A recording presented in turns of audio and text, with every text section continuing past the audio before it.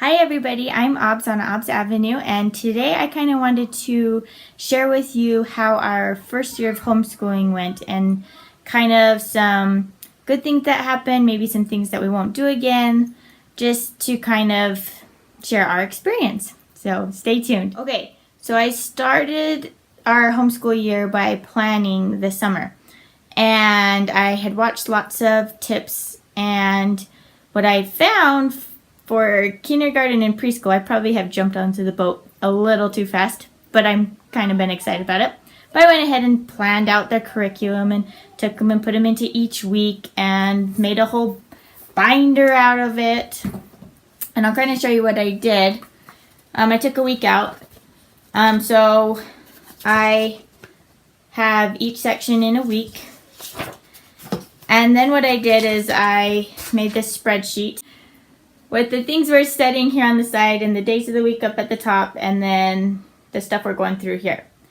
And I also color-coded it according to which child was doing what. And I found that for the young ages I am doing, I didn't quite need to do that. So I have not followed this. We just go with the next day, we do the next lesson. But it was kind of good to know how many lessons I need to do each week, and it was kind of good to figure things out that way. So it was beneficial in the way of figuring out when to do them, but as far as writing them all down to follow throughout the school year, I didn't follow them. The thing that my schedule was good for was I did my own science and history curriculum. And so for only the first 8 to 10 weeks, I think, I planned out my history and science. And so in these rows, we did either history or science. And what we did was we went and visited a state or a country. We kind of learned about their culture there. We learned about the food they eat there, maybe some animals there, and kind of had a fun experience that way each week. And then behind each week, I would put the stuff that I was going to teach them about. And then that's kind of how I organized my binder. And then just to share with you a little bit about our history and science, since I was talking about it,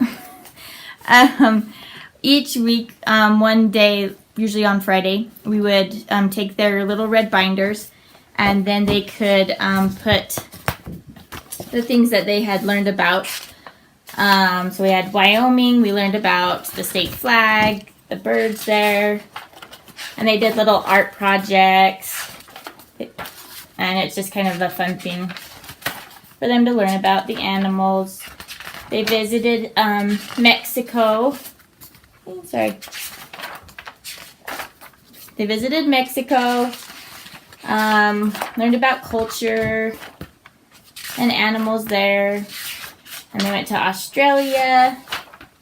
And so this has just been kind of a fun little thing to do that's free, because the information's free on the internet. All I had to do was type it into Google, research stuff, and we played YouTube videos to kind of learn a little bit more about them. And then I just printed off some coloring activities that went along with it. And it was actually a fun, easy thing to do for my kindergarten and preschooler, and I wish that I would have stuck to it and planned it for the whole year, because what I did was I just planned the first half, the first 8 to 10 weeks, and then I figured, oh, we'll have Christmas break, and I'll plan the rest of it then.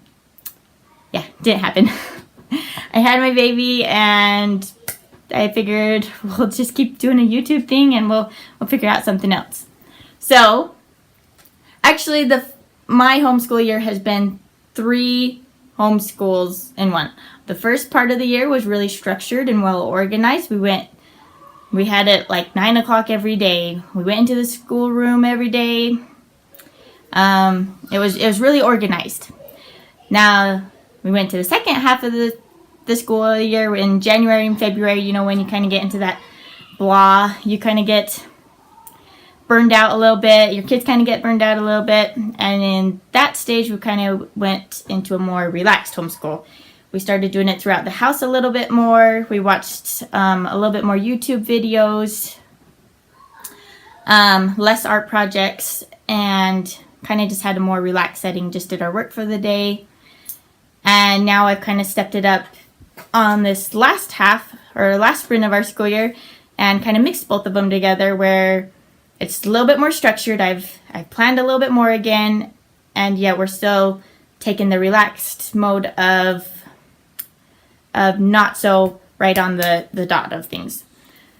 Okay, so we started our day out with reading stories. I'd let them each pick a book and I would read stories to them. Then we would do our calendar time. We'd do our day, month, week, weather. They'd chart it down in their own binders.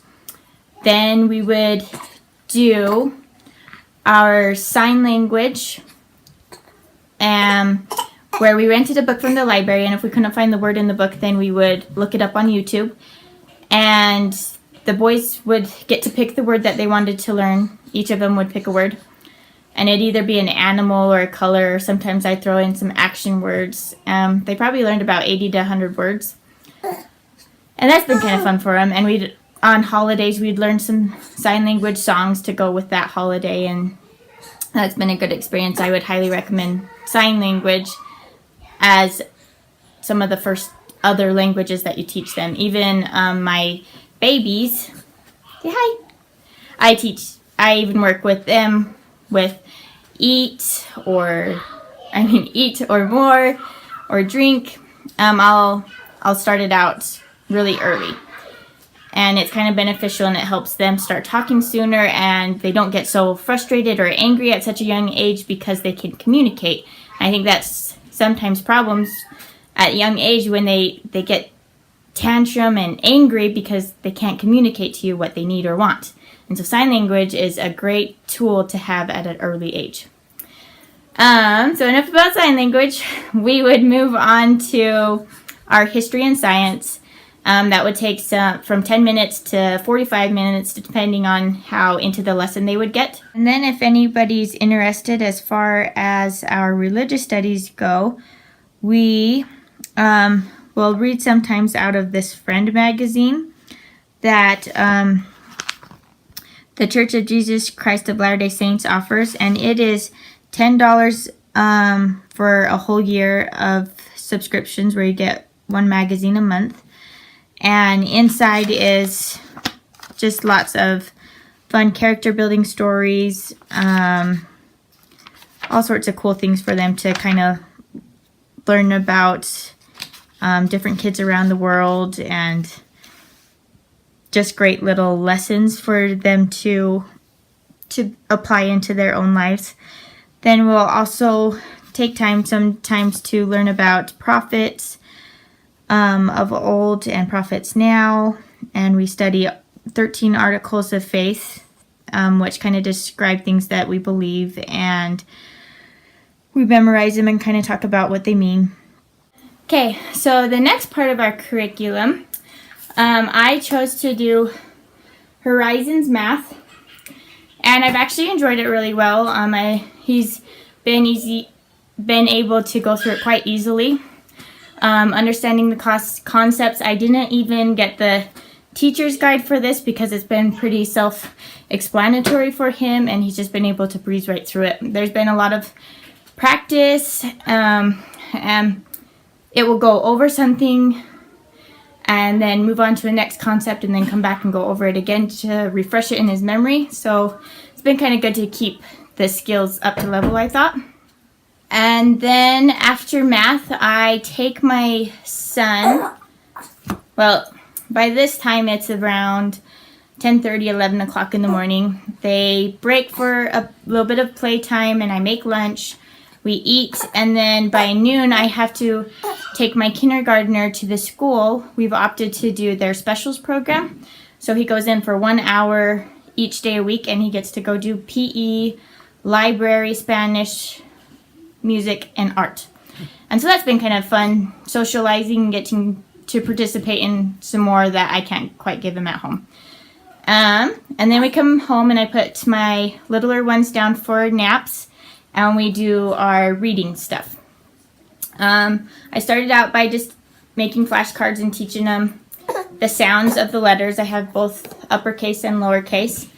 And then we do sound bledding, With it, my sister-in-law had given me some of her old workbooks, and I have absolutely fallen in love with them. I've looked them up online. They're probably about $12.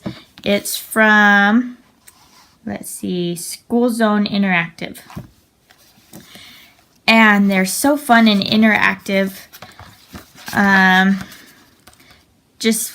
They all sorts of different kinds of activities. It's really taught him how sounds go together. This spelling has taught him a lot more about the letters and the reading part. So going again with my next kids, I definitely will be purchasing more of these kind of books. They're just very interactive and creative in the way that they teach. And then I got this Teach Your Child to Read in 100 Easy Lessons. And I like it and don't like it. They have everything scripted out as to what you say to the child and the response kind of stuff. But I do like how, so this is kind of just what we do is we take and they will just read the words and sound out letters. And I kind of like how they teach in how to sounding out stuff. Like you say the E, you don't say the A, and you say the R, ear.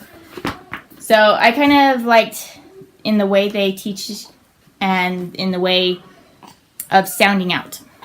So that's been good. And we'll work on sight words, and then I will read a chapter book with my oldest. Usually the Magic Treehouse series is kind of what we're working through. Oh, and then I wanted to show you what I've been doing with him. We purchased on the Usborne books. They have a reading of about 50 books. Let me show it to you. And it's this set of books right here, and there's about 50 of them, and I love these books. They really help build self-confidence. So what they are is it's a parent read, child read prologue. So the parent reads the little words and the child reads the big words. And so that's been really good to help build my new reader, his confidence, and we've been going through them little by little. The first half is the parent read, child reads, and then it gets a little bit harder as they go into where they are reading by themselves. So it kind of just slowly introduces them into reading. And I have really liked this approach into teaching them how to read. And that's about it for how our school year has gone. We started out really structured. We slowed down a little bit in the middle, and we've kind of picked it back up here at the end. And it has been a successful school year. And in the future, I will plan on being more planned with my lessons. And then the other thing to keep in mind, though, is even the days that I wasn't planned as much, we were still having successful days. We were still learning the things that needed to be learned, and we were still enjoying being together. And then my last tip is to keep it fun, especially if you are doing kindergarten or first grade. Don't get too heavily in the curriculum. Keep some art, keep some play dates, go on walks, learn to cook in the kitchen. I've learned that homeschooling isn't just sitting down at the desk. I guess that's from my relaxed part of homeschool.